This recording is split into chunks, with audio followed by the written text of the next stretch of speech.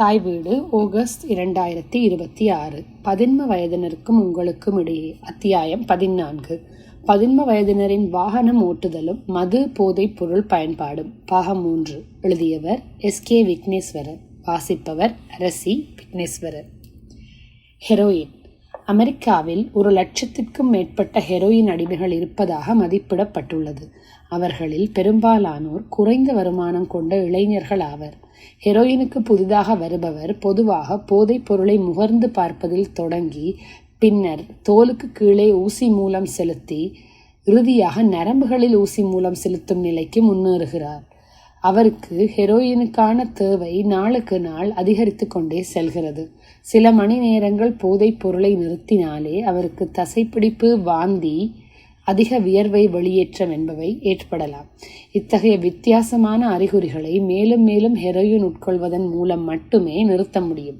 அபின் அல்லது ஓபியம் என்று அழைக்கப்படும் ஓபியேட்டுகளின் பாவனை பழக்கம் அவை மீதான தீவிரமான மன இணக்கங்களை தூண்டுகின்றன. இதன் காரணமாக ஒருவர் தனது சொந்த மருத்துவ தேவைக்கு பயன்படுத்தும் இவற்றை அளவுக்கு மேற்பட்ட அளவில் பயன்படுத்துவதன் மூலம் மருத்துவ தயாரிப்புக்கு தானே அடிமையாகி விடுகிறார். அதன் பின்னான அவரது வாழ்வு அந்த போதைப் பொருளை பெறுவதையே சார்ந்துள்ளது. நண்பர்கள், குடும்பம், உணவு மற்றும் பாலுறவு போன்ற மற்ற அனைத்து வகையான திருப்தி தரும் ஆதாரங்களும் அவரால் புறக்கணிக்கப்படுகின்றன அல்லது கைவிடப்படுகின்றன. அதற்காக ஏங்கும் அந்த உணர்வை மீண்டும் பெறுவதற்காக அவர் தன் உயிரை கூட பணயம் வைக்கும் நடவடிக்கைகளிலும் இறங்கலாம்.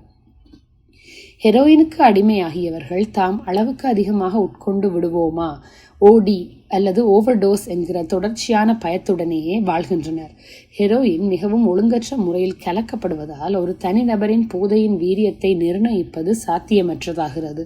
போதைக்கு அடிமையான இளவயதினர்கள் அளவுக்கு அதிகமாக இவற்றை உட்கொள்வது அவர்களது மரணத்துக்கான ஒரு முக்கிய காரணங்களில் ஒன்றாக மாறியுள்ளது. போதைக்கு அடிமையான ஒவ்வொருவருக்கும் தாம் போடும் ஊசியே கடைசி ஊசியாக, இறுதியானதாக இருக்கலாம் என்பது தெரியும். தொற்று நோய் என்பது ஹெரோயினுக்கு அடிமையானவர்களின் மற்றொரு அச்சமாகும். இவர்கள் பெரும்பாலும் எளிய சுகாதார விதிகளை புறக்கணித்து நடக்கிறார்கள். அவர்கள் கிருமி நீக்கம் செய்யப்படாத ஊசிகளை பயன்படுத்துகிறார்கள். அவற்றை தமக்குள் பகிர்ந்து கொள்கிறார்கள். இதன் விளைவாக தோல், இரத்த ஓட்டம் என்பவற்றில் அடிக்கடி தொற்றுக்கள் ஏற்படுகின்றன. போதை பழக்கம் என்பது பெரும் செலவை தரும் ஒரு பழக்கமாகும். அதை தக்க வைத்துக் கொள்ள அதற்கு அடிமையாகி விட்டவர்கள் பெரும்பாலும் சட்ட விரோத நடவடிக்கைகளில் ஈடுபட வேண்டியுள்ளது. சிறுவர்கள் பெரும்பாலும் திருட்டிலும், சிறுமிகள் பாலியல் தொழிலிலும் ஈடுபடுகிறார்கள்.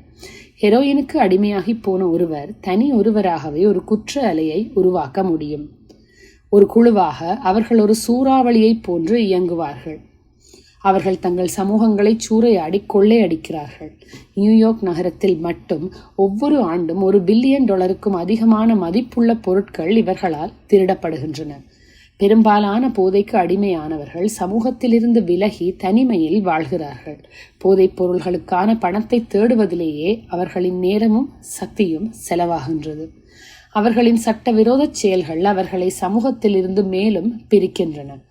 தூள் வடிவிலான மகிழ்ச்சிக்கான தேடல் அவர்களை முக்கியமாக போதைப் பொருள் விற்பனையாளர்கள், தரகர்கள் மற்றும் பாலியல் தொழிலாளர்களுடன் தொடர்பு கொள்ள தூண்டுகிறது. போதைக்கு அடிமையாவது பெற்றோர்களுக்கு ஒரு புதிராகவே உள்ளது. அது உடலுறவை விட அதிக ஈர்ப்பையும், புகைப்பிடிப்பதை விட அதிக ஆபத்தையும், மதுவை விட அதிக போதையையும் தருகிறது. போதைக்கு அடிமையாவது நிபுணர்களுக்கும் ஒரு புதிராகவே உள்ளது. யார் போதைக்கு அடிமையாவார்கள் என்பதை உளவியல் சோதனைகளால் கணிக்க முடியாது. ஒருவரை போதைக்கு அடிமையாக்குவது எது, அதை ஊக்குவிப்பது எது, அதை தடுப்பது எது என்பது பற்றி நமக்கு இன்னும் உறுதியாக தெரியவில்லை. உண்மைகளும் கற்பனைகளும். போதை பழக்கம் குறித்த பொதுவான சித்திரம் பெரும்பாலும் தவறான தகவல்களால் சிதைக்கப்படுகிறது. போதைக்கு அடிமையானவர் ஓர் ஆபத்தான போதை அடிமையாகவும், காமவெறி பிடித்த வன்முறை குணம் கொண்ட பாலியல் வெறியராகவும் சித்தரிக்கப்படுகின்றார். ஆனால் உண்மைகள் வேறுபட்டவை. போதைக்கு அடிமையானவர்கள் தாக்குவதை விட திருடுவதற்கும், பாலியல் ரீதியான வன்முறையை விட ஏமாற்றத்துக்குமே அதிகம் வாய்ப்பிருக்கிறது. இந்த போதை வஸ்துக்கள் பாலியல் உந்துதலையும் நாட்டத்தையும் குறைக்கின்றன. சைக்கடெலிக்ஸ் கூட அறிவுசார் காம தூண்டிகளே. அவை ஆசையை அதிகரிக்கலாம், ஆனால் திறனை அல்ல. போதைக்கு அடிமையானவர்கள் அதிலிருந்து மீள முடியும் என்பதற்கான நம்பிக்கை இருக்கவே செய்கிறது. ஒரு முறை அடிமையானவர் எப்போதும் அடிமையே என்ற கூற்று முற்றிலும் உண்மையானதல்ல. போதைக்கு அடிமையான இளம் வயதினர்களின் வாழ்க்கை சூழலில் ஏற்படும் நன்மை பயக்கும் மாற்றங்கள் அவர்கள் தாங்களாகவே போதைப் பொருட்களை கைவிடுவதற்கு வழிவகுக்கின்றன. சமீபத்தில் ஹெரோயின் போதைக்கு அடிமையானவர்களுக்கான சிகிச்சையில் ஒரு பெரிய முன்னேற்றம் ஏற்பட்டுள்ளது. மெத்தடோன் என்கிற ஒரு செயற்கை போதைப் பொருள் ஓபியேட்டுகளின் பரவச விளைவுகளை தடுப்பதாக கண்டறியப்பட்டுள்ளது. மெத்தடோன் உட்கொள்ளும் போது முன்னாள் போதைக்கு அடிமையானவர்கள் மீண்டும் ஹெரோயினுக்கு அடிமையாக மாட்டார்கள். ஹெரோயின் மீதான வேட்கையிலிருந்து விடுபட அவர்கள் மறுவாழ்வை நோக்கிய நடவடிக்கைகளை எடுக்க ஒரு வாய்ப்பை பெறுகிறார்கள். போதைக்கு எதிரான போராட்டத்தில் மற்றொரு முன்னேற்றம் சக்தி வாய்ந்த வலி நிவாரணியான சைக்ளாக்ஸோகேயின் கண்டுபிடிப்பாகும். இந்த மருந்து ஒரு போதைப் பொருள் எதிர்ப்பியாகும். இது ஓபியேட்டுகளால் ஏற்படும் போதையை தடுக்கிறது. அத்துடன் ஹெரோயின் மீதான ஆசையை குறைக்கிறது. போதைப் பொருட்களுக்கு உடல் ரீதியாக அடிமையாவதை தடுக்கும் ஒரு தடுப்பூசிக்கான நீண்ட தேடலில் விஞ்ஞானிகள் இந்த மருந்தை மற்றொரு படியாக கருதுகின்றனர். அத்தகைய நோய் எதிர்ப்புக்கான மிக பொருத்தமான மருந்து கண்டுபிடிக்கப்படும் போது போதைக்கு எதிரான போராட்டத்தில் குறைந்தபட்சம் உடல் ரீதியான பகுதிக்கான நெருக்கடியாவது வெல்லப்பட்டிருக்கும். உண்மையை எதிர்கொள்ளும் தருணம். தங்கள் பிள்ளை ஒரு போதைக்கு அடிமையானவர் என்பதை கண்டறிவது பெற்றோர்களுக்கு அவர்களது நெஞ்சை உலுக்கும் ஓர் அனுபவமாகும். அந்த தருணத்தின் அதிர்ச்சியிலும் கோபத்திலும் அவர்கள் கொடூரமாக நிராகரிப்புடனோ பரிதாபத்துடன் சகிப்புத்தன்மையுடனோ நடந்து கொள்வதற்கு தூண்டப்படலாம். ஆனால் இந்த இரண்டு எதிர்வினைகளுமே உதவிகரமானவை அல்ல. திரு ஏ தனது 15 வயது மகன் ஹெரோயின் போதைக்கு அடிமையானவர் என்பதை அறிந்து கொண்ட போது கடும் கோபமடைந்தார். அவர் தன் மகனை ஒரு படுக்கையில் சங்கிலியால் பிணைத்து 3 நாட்கள் ஒரு அறையிலேயே வைத்திருந்தார். திடீரென போதை மருந்து பாவனை நிறுத்தப்பட்ட அவ்வாறான சிகிச்சை முறை கிட்டத்தட்ட அந்த சிறுவனை கொன்றே விட்டது. அத்துடன் அது அவரது தந்தையுடனான உறவையும் இன்றைக்குமாக அழித்து விட்டது. திருமதி பி என்கிற விதவை தாய் தன் 16 வயது மகன் ஹெரோயினுக்கு அடிமையாகி விட்டான் என்பதையும் சில குற்றவாளிகளுடன் கடன் பட்டிருக்கிறான் என்பதையும் கண்டுபிடித்தார். அதனால் அவர் மிகவும் நொறுங்கி போய் பயந்து போனதால் உடனடியாக அவனது கடன்களை அடைத்து விட்டார். அதன் பின்னரும் அந்த மகன் வீட்டிலிருந்து திருடி அடகு வைக்கின்ற பொருட்களையும் அவர் தொடர்ந்து மீட்டு வந்தார். இப்படி செய்ததன் மூலம் மறைமுகமாக இந்த தாய் தானே தன் மகனுக்கு போதைப் பொருள் விற்பனையாளராக மாறியிருந்தார். அவரது பயமும் அவன் மீதான பரிதாபமும் அவனது போதை பழக்கத்தை தொடரச் செய்தன. இதற்கு மாறாக திரு சி தன் மகனின் போதை பழக்கத்தை பற்றி அறிந்தபோது அதற்கான ஆதாரங்களை காட்டி அவனை நேருக்கு நேர் எதிர்கொண்டார். அவர் கேள்விகள் கேட்கவில்லை, விளக்கங்களை கேட்டு வற்புறுத்தவும் இல்லை. பொய்கள், சாக்குப்போக்குகள் மற்றும் தப்பிப்பதற்கான காரணங்களை கூற தன் மகனுக்கு அவர் வாய்ப்பே அளிக்கவில்லை. தந்தை கூறினார், நாள்தோறும் நீ அனுபவித்திருக்கக்கூடிய சித்திரவதையை நான் நினைத்து பார்க்கிறேன். பணத்துக்காகவும் போதைப் பொருளுக்காகவும் அலைந்து திரிந்து பொய் சொல்லி திருடி காவல்துறைக்கு அஞ்சி நீ வாழ்ந்திருக்க வேண்டும். இனி அது வேண்டாம். உனக்கு உதவி தேவை, அது உனக்கு கிடைக்கும். ஒரு மருத்துவரின் மேற்பார்வையில் அந்த சிறுவனுக்கு போதை பழக்கத்தை நிறுத்தும் சிகிச்சையும் மனநல சிகிச்சையும் அளிக்கப்பட்டது. அந்த சோதனை காலம் முழுவதும் அவன் தனது பெற்றோர் அவனுக்கு துணையாக நின்றனர். அந்த சிறுவனை கூறியது போல தன்னம்பிக்கையை மீண்டும் பெறவும் மனித இனத்துடன் மீண்டும் இணையவும் அவர்கள் அவனுக்கு உதவினர். போதைக்கு அடிமையான ஒரு 15 வயதினருக்கு நம்மிடம் பரிதாபத்தை வரவழைக்கும் மகத்தான ஆற்றல் உண்டு. ஆனாலும் அவருக்கு பரிதாபமும் மறுக்கப்பட வேண்டும். அவருக்கு தேவையானது நமது பலமே தவிர அவரது பலவீனத்துக்கான நமது ஆதரவு அல்ல. அவரிடம் எழும் சுய பச்சாதாப கடல் நமது கருணையை ஒரு வாளியில் இருக்கும் ஒரு துளிநீர் போல தோன்றச் செய்யும். நேர்மையான நேருக்கு நேர் சந்திப்பு அவசியம். உண்மையை எதிர்கொள்ளும் தருணத்தில் அவரது கடந்த கால பொய், திருட்டு, நம்பிக்கை துரோகம் என்பவை பற்றிய பழிச்சொற்களை தவிர்ப்பது சிறந்தது. நாம் நிகழ்காலத்திலும் எதிர்காலத்திலும் கவனம் செலுத்துகிறோம். அவரது பழக்கத்தின் விளைவுகளிலிருந்து வீடு அவரை காக்க முடியாது என்பதை தெளிவான மொழியில் நாம் தெரிவிக்கின்றோம். அது சட்ட மீறலை அங்கீகரிக்கவோ சட்ட மீறல்களுக்கு புகலிடமளிக்கவோ முடியாது. முடிவு அவருக்கு முன்னால் தெளிவாக உள்ளது. என்னால் வீட்டில் இருந்து கொண்டு போதைப் பொருள் பயன்படுத்த முடியாது. சிகிச்சை, புதிய அணுகுமுறைகள். ஒரு நிறுவனத்தில் இத்தகைய ஒரு சிகிச்சைக்கு தன்னார்வ அடிப்படையிலான அர்ப்பணிப்பு தேவைப்படலாம். இப்படியான ஒரு சோதனையை எதிர்கொள்வதற்கு பெற்றோர் தங்களை தயார்படுத்திக் கொள்ள வேண்டும். அவரது சிகிச்சை காலம் முழுவதும் தங்கள் 11 வயது பருவத்தினருடனான தொடர்பை கட்டுப்படுத்தவோ கைவிடவோ வேண்டியிருக்கலாம். அவரது சிகிச்சை காலத்தின் போது அவர் தங்குமிடத்துக்கு வருவதோ அவருக்கு கடிதம் எழுதுவதோ வேண்டாம் என்றும், அவருக்கு வரும் கடிதங்களை திறக்காமல் திருப்பி அனுப்ப வேண்டும் என்றும், அவருக்கு தொலைபேசி அழைப்பை மேற்கொள்ள வேண்டாம் என்றும், அவர் எடுக்கும் அழைப்புகளுக்கு பதிலளிக்க வேண்டாம் என்றும் கேட்டுக்கொள்ளப்படலாம்.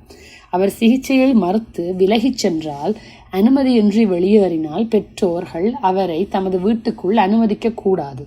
அவர்கள் அவருக்கு சொல்ல வேண்டியதெல்லாம் இதுதான்: திருப்பிச் செல்லுங்கள், இங்கே உங்களிடம் சொல்வதற்கு என்று எங்களிடம் எதுவும் இல்லை. போதைக்கு அடிமையானவர்களுக்கான திறந்த கதவாக இருக்கும் சிகிச்சைக்கான சமூகமாக இயங்கி வரும் டேட் ஆஃப் வில்லேஜ் தங்களது 11 பருவத்தினர் ஏற்றுக்கொள்ளப்படும் போது பெற்றோர்களுக்கு வழங்கப்படுகின்ற அறிவுறுத்தல்கள் இவைதான். டேட் ஆஃப் இதில் முன்னோடியாக உள்ளது. புதிய சிகிச்சை முறைகள் மூலம் போதைக்கு அடிமையானவர்களின் மதிப்பீட்டு விழுமியங்களை மாற்றுவதே இதன் நோக்கமாக உள்ளது. அதற்கான வழிமுறைகள் உறுதியானவையாகவும் வியத்தகு பயன் விளைவை வழங்குபவையாகவும் இருந்து வருகின்றன.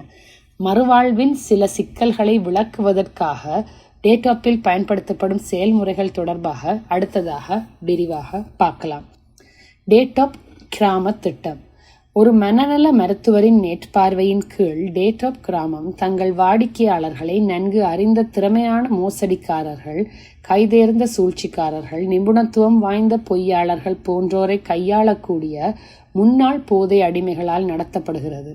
பாதிக்கப்பட்டவர் முதலில் அந்த கிராமத்துக்கு வரும்போது அந்த வருங்கால வாடிக்கையாளர் பல மணி நேரம் காத்திருக்குமாறு கேட்டுக்கொள்ளப்படுகிறார். அவரிடம் யாரும் பேசுவதில்லை. கதவு திறந்தே இருக்கிறது. அவர் விரும்பினால் வெளியேறலாம். இது அவரது தொடக்க சடங்குகளின் முதல் படியாக அமைகிறது. அடுத்து அவருடனான ஒரு நேர்காணல் வருகிறது. அந்த போதைக்கு அடிமையானவர் அவருக்கு நேர்த்தியான, சாந்தமான, மென்மையாக பேசும் 3 பழமைவாதிகள் போல தோன்றும் நபர்களை சந்திக்கிறார். உடனடியாக அவர் தன்னை தண்ணீரில் விடப்பட்ட மீன் போல் உற்சாகமாக உணர்கிறார். அவர்களின் இயல்பை அவர் அறிவார். தான் தூக்கத்தில் இருக்கும் போது கூட அவர்களை ஏமாற்றி விட முடியும் என்று அவர் நினைக்கிறார். சிறிது நேரம் அவர்கள் அவனது சோக கதையை சொல்வதற்கு அனுமதிக்கிறார்கள். பிறகு அவர்கள் குண்டை தூக்கி போடுகிறார்கள். நீ யாரிடம் பேசிக்கொண்டிருப்பதாக நினைக்கிறாய்? நீ எங்கே இருப்பதாக நினைக்கிறாய்? இந்த போதைக்கு அடிமையானவன் தான் வேறு ஏதோ அந்த மாதிரியான அதாவது போதை மருந்து பாவனையாளர்களது இன்னொரு குழுவின் இடத்தில் இருப்பதாக நினைக்கிறான். பல வருடங்களாக இப்படிப்பட்ட குப்பைகளை நாங்கள் கேட்டதில்லை. உன் அம்மாவிடமிருந்தும் அப்பாவிடமிருந்தும் உனக்கு போதுமான அன்பு கிடைத்திருக்காது என்று நாங்கள் உறுதியாக சொல்கிறோம். இந்த எதிர்பாராத அடி பாறைகளின் மீது சுத்தியல் விழுவது போன்ற பலத்துடன் விழுகிறது. அது அதே போன்ற விளைவுகளை ஏற்படுத்துகின்றது. அவரது ஊகங்களை நொறுக்குகிறது. அவருக்கான செய்தி தெளிவாக வெளிப்படுகிறது. இங்கே ஒருவர் வஞ்சகமான புத்தி, வழக்கமான சாக்குப்போக்குகள், பொய்யான சான்றுகள் என்பவற்றை கொண்டு வாழ முடியாது. பெற்றோர்கள், நண்பர்கள் அல்லது சமூகம் மீது பழியை போடுவது அனுமதிக்கப்படாது. புதிதாக வந்தவர் மன சாட்சியற்ற முன்னாள் கைதிகளால் எதிர்கொள்ளப்படுகிறார். அவர்கள் இவரை இரக்கமின்றி விசாரிக்கிறார்கள். உன் கையிலே ஒரு அழுக்கு ஊசியை செருகும்படி உன்னுடைய பெற்றோர்கள் உன்னை கட்டாயப்படுத்தி இருக்கிறார்களா? உனக்கு அந்த ஊசி உபகரணங்களை வாங்கி கொடுத்தது உன் அம்மாவா, அப்பாவா? அல்லது ஒருவேளை அது ஒரு கண்டிப்பான ஆசிரியராகவோ கொடூரமான போலீஸ்காரராகவோ இருக்குமா? நேர்காணல் முடியும் நேரத்தில் போதைக்கு அடிமையாவதற்கான காரணம் தனக்குள்ளேயே இருக்கிறது என்பதை அந்த வருங்கால உறுப்பினர் ஒப்புக்கொள்ள தயாராகி விடுகிறார்.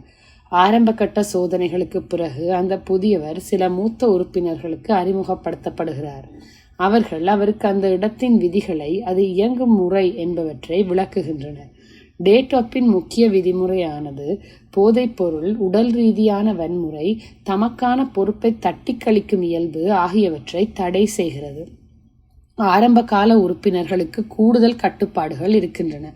குறிப்பாக தொலைபேசி அழைப்புகள் இல்லை, கடிதங்கள் இல்லை, பணமும் இல்லை.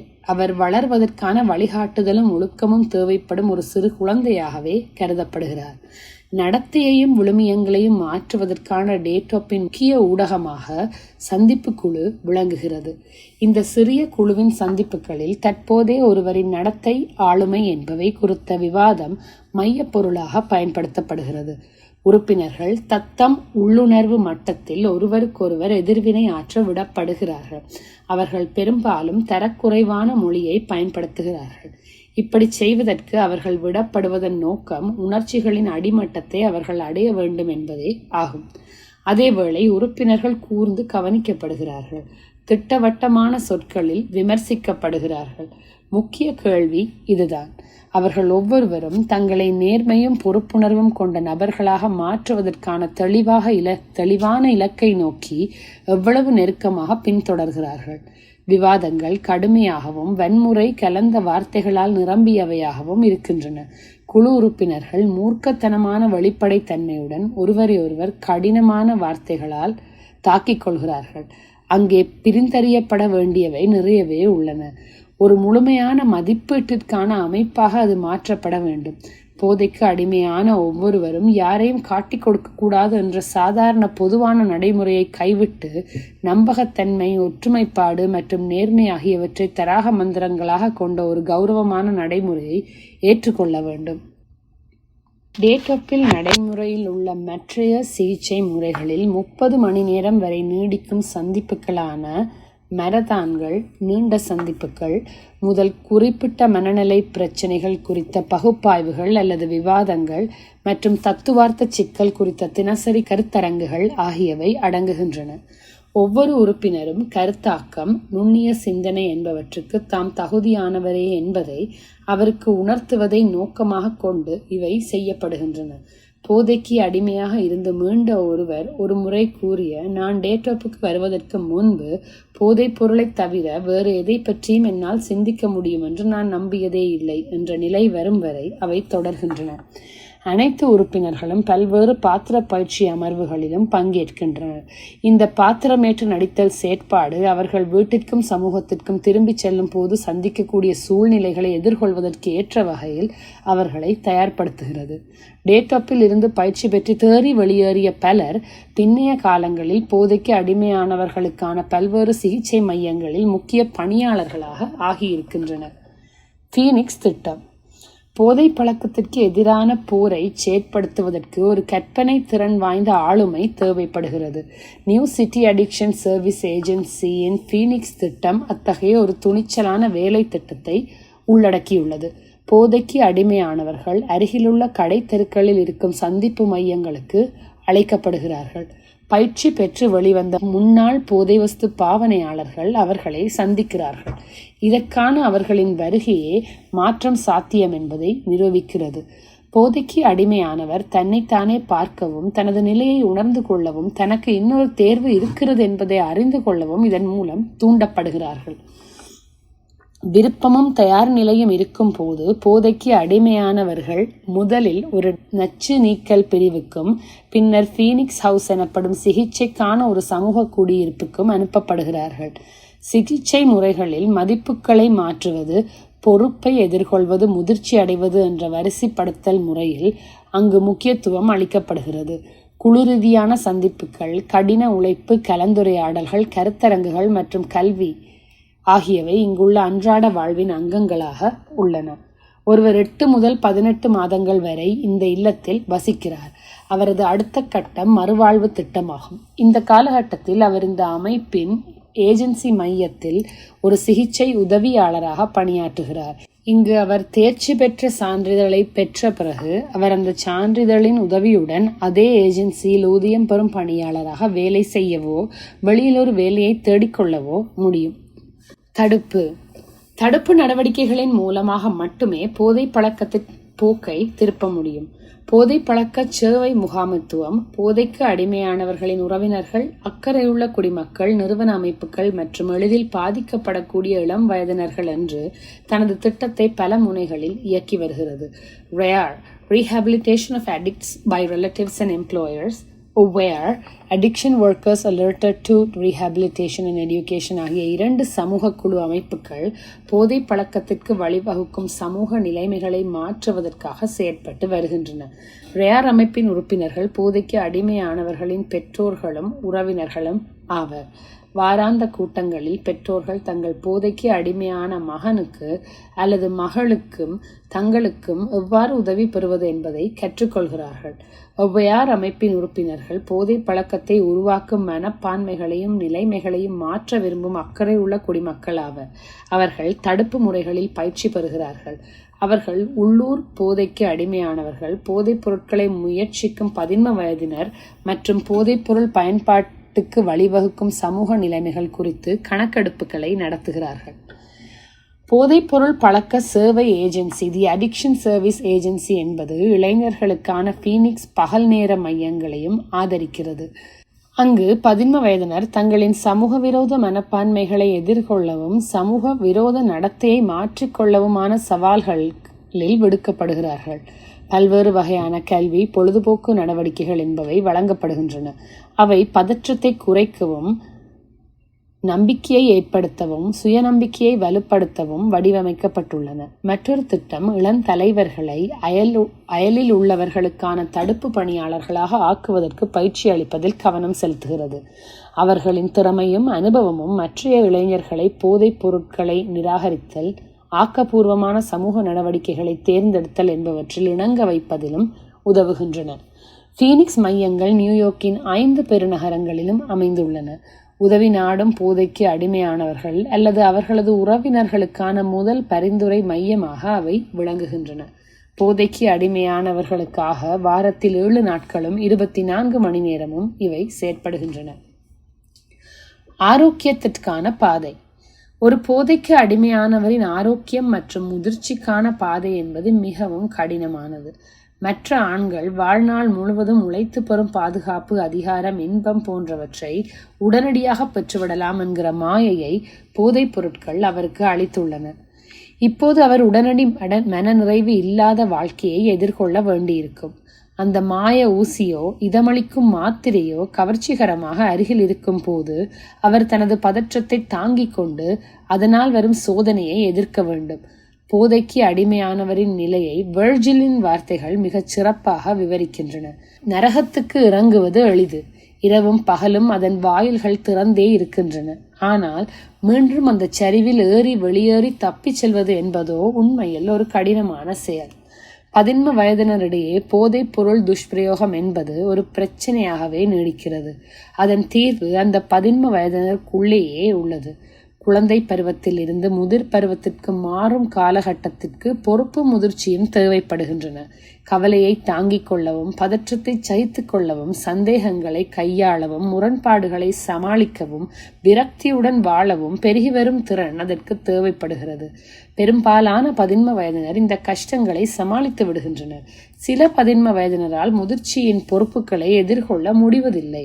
தோல்வி குறித்த அச்சங்களால் சூழப்பட்ட அவர்கள் போதைப் பொருட்களில் பாதுகாப்பிற்கான ஒரு கற்பனையான குறுக்கு வழியை காண்கிறார்கள்.